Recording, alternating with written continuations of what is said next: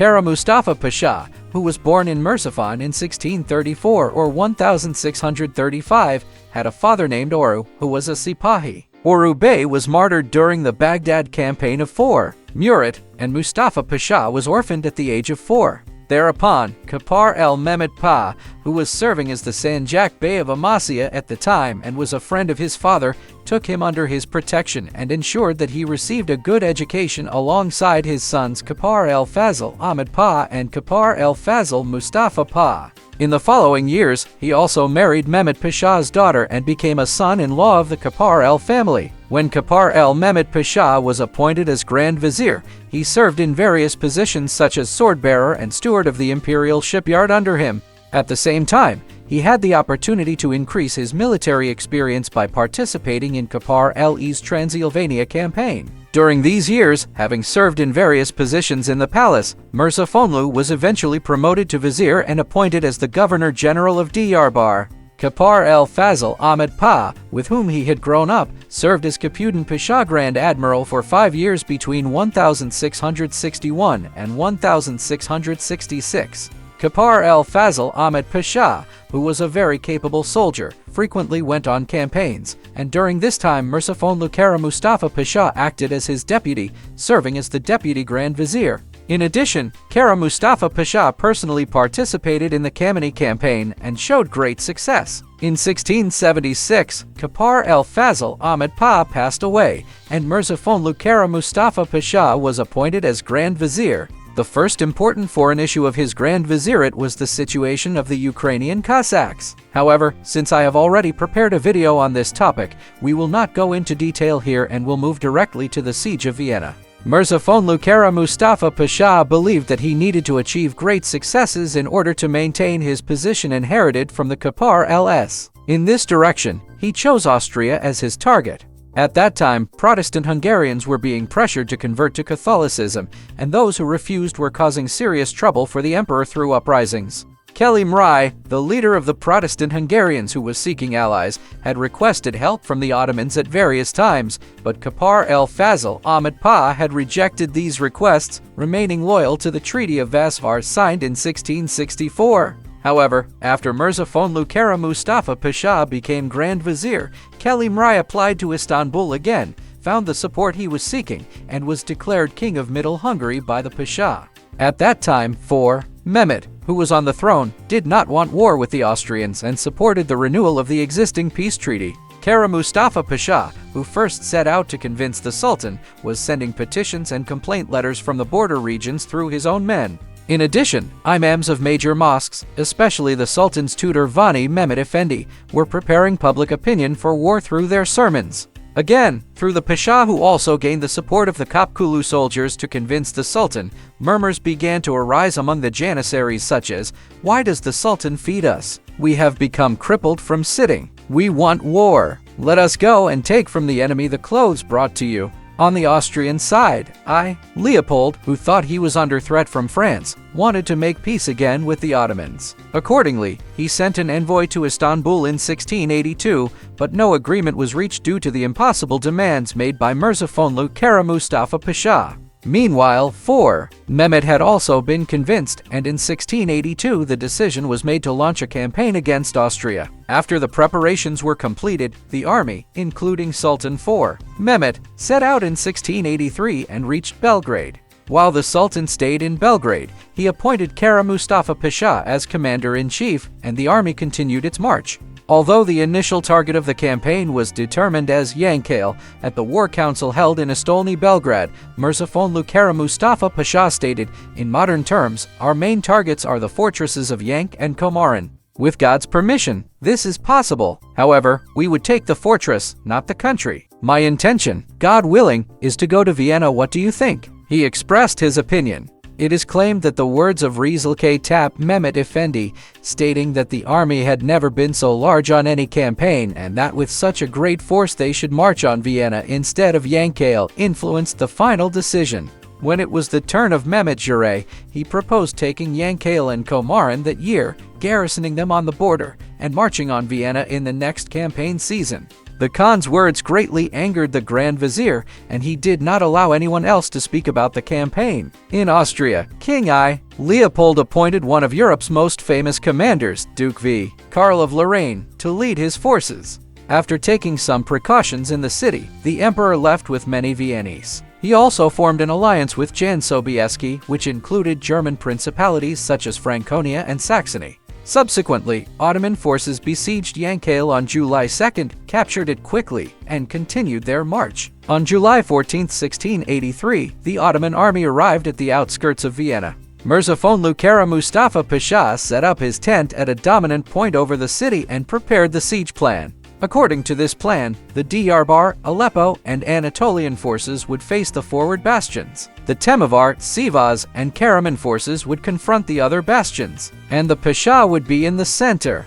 Additionally, Janissary units were positioned in each section. Before starting the assault, letters were sent to the people inside the city requesting their surrender. As expected, there was no reply, and Ottoman artillery began bombardment on the evening of July 15th. The subsequent assault after this initial bombardment was repelled by the defenders. The commander of the forces outside the fortress, V. Karl, did not resist the Ottoman attack and retreated across the Danube, subsequently destroying the bridges. Mirza Kara Mustafa Pasha, aware of the threat posed by the Austrian forces across the Danube, sent orders to Kelimrai to attack them. Kelimrai acted on this order, but in the battle at the end of July, he and Beylerbey Kra Pasha were hesitant against the enemy forces they faced. Kelimrai, worried that his soldiers might cross to the other side, avoided engaging in battle and left Kra Pasha alone. As a result, Kra Pasha, suffering heavy losses,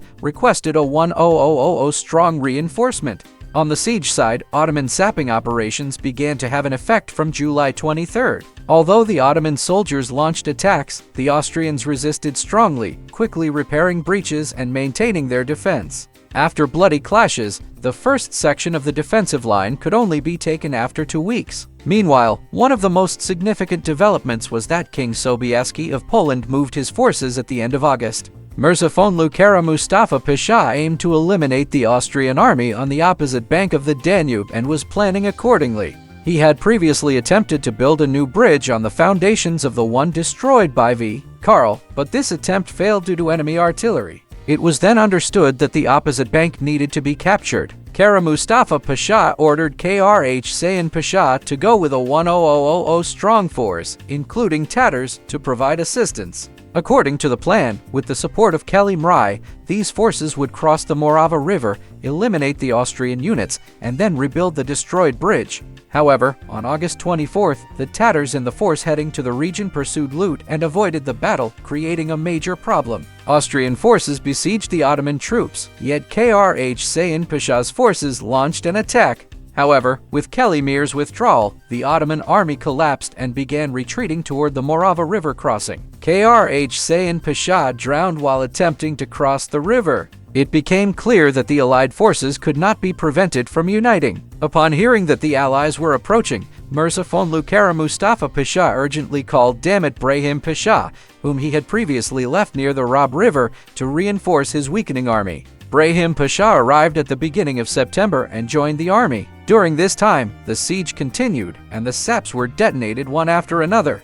However, Mirza Kara Mustafa Pasha, not wanting the city to be plundered, did not give the general assault order. The defenders had suffered heavy losses and their numbers had dropped to around 4,000. Every night, they sent distress signals to call for help from the nearby Allied army. Meanwhile, near Groß-Enzersdorf, the relief forces under the command of Jan Sobieski had met with V. Karl's troops.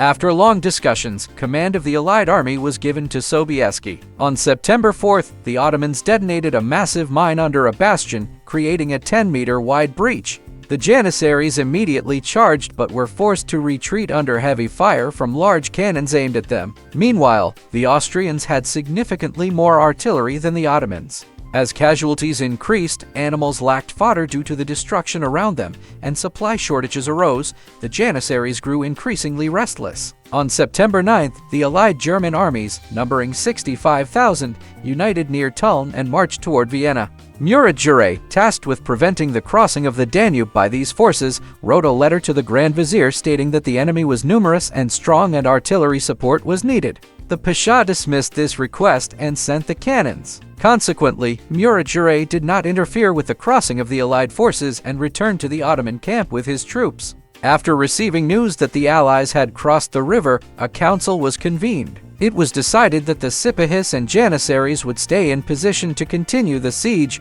while the Pashas would fight the enemy with the forces at their disposal. Thus, the Ottoman army's most elite soldiers were left in the trenches. Kara Mustafa Pasha likely made this decision because he believed he could easily defeat the approaching enemy or feared that vacating the trenches could result in a rear assault on the fortress. By September 10th, the Allied forces had approached Vienna and that night began ascending the Kahlenberg Hills. With few Ottoman sentries there and no artillery, the Allies advanced easily. The major battle in front of Vienna began on September 12th. In the center of the Ottoman army was Mirzafonlu Kara Mustafa Pasha, with Kara Brahim Pasha on the right, Murat Jure and Sar Hüseyin Pasha on the left. The Allies had the Bavarian forces in the center, Austrian troops under V. Karl on the right flank, Polish troops under Jan Sobieski on the right center, and Saxon forces on the left. During the fierce battle, the first part to collapse was the right flank under Brahim Pasha. On the left flank, Hüseyin Pasha's forces held for a while,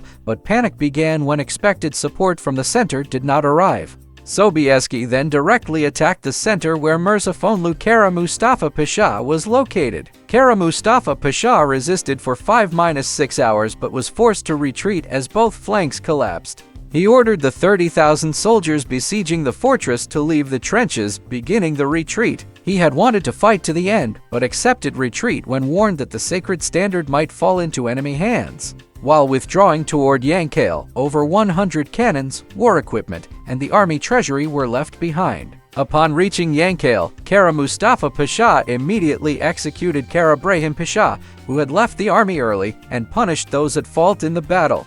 He then went to Buda, sending reinforcements to border fortresses to stabilize the situation. Despite many valuable commanders being martyred in skirmishes, he quickly regained control of the army with the measures he took. He also dismissed Crimean Khan Murat Jure. After staying 3 weeks in Buda, he returned to Belgrade to spend the winter. During this time, news came that the fortresses of Sirtilin and Esztergom had fallen to the Austrians, causing great distress.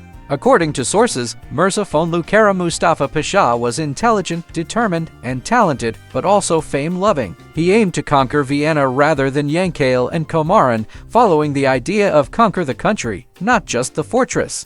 He had even kept this goal hidden from the Sultan. When Sultan IV Mehmed heard about it, he expressed his astonishment, saying, "Our target was Yank and Komarin, Vienna wasn't even mentioned." He disrespected and pursued this obsession. Well, may God grant him ease now, but if he had informed me beforehand, I would not have allowed it. Mirzafonlu Kara Mustafa Pasha, after the war, made the necessary arrangements for defense in Belgrade, where he had withdrawn, and planned to personally fund and recapture the lost fortresses in the next campaign season.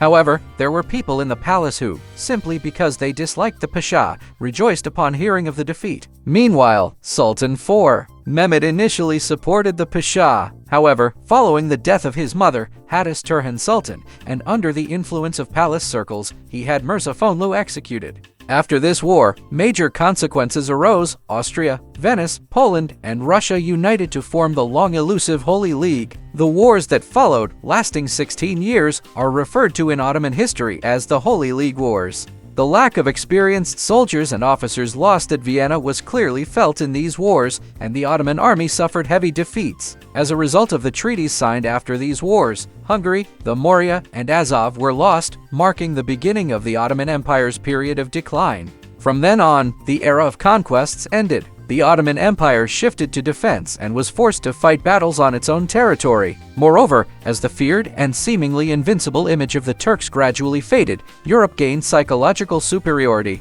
Political instability began with the wars, with frequent changes of Grand Viziers and even deposition of sultans. Financially, the state went through very difficult times due to the Holy League Wars. Regarding the siege, one reason for not giving a general assault order on the fortress was that Kara Mustafa Pasha wanted to capture the city intact and unplundered. Had such an order been issued, the already weakened fortress would have been at high risk of falling. Another mistake cited by historians was Pasha's underestimation of the relief forces. Additionally, his harsh temperament alienated his subordinate commanders, preventing him from getting sufficient performance from them. From another perspective, the Pasha is not solely responsible for the defeat. For example, some groups followed the army seeking plunder despite having no military role and returned once they got what they wanted, negatively affecting troop morale. Similarly, King Jan Sobieski did not exert the necessary effort for various reasons. It is even said that he admitted he could not exert sufficient effort despite knowing it was not proper in terms of religion. It is also claimed that there was a close relationship between Jan Sobieski and Sobieski. Furthermore, the Tatar forces, having gained much plunder, were inclined to return home and therefore were not eager to fight. Friends, this brings us to the end of our video. If you liked it, I would be very happy if you supported us by leaving a like and a comment. See you in another video. Goodbye.